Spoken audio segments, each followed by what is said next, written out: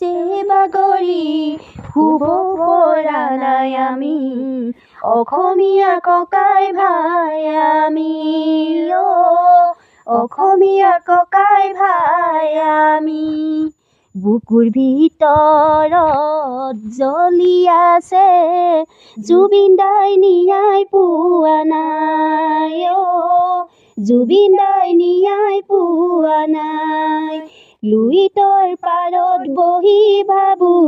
মোৰ কথা কেতিয়াবা শুনিবনে কোনো মোৰ কথা কেতিয়াবা শুনিবনে কোনো শব্দবোৰেই মোক এৰি যায় এই জীৱন কাক কওঁ ভাই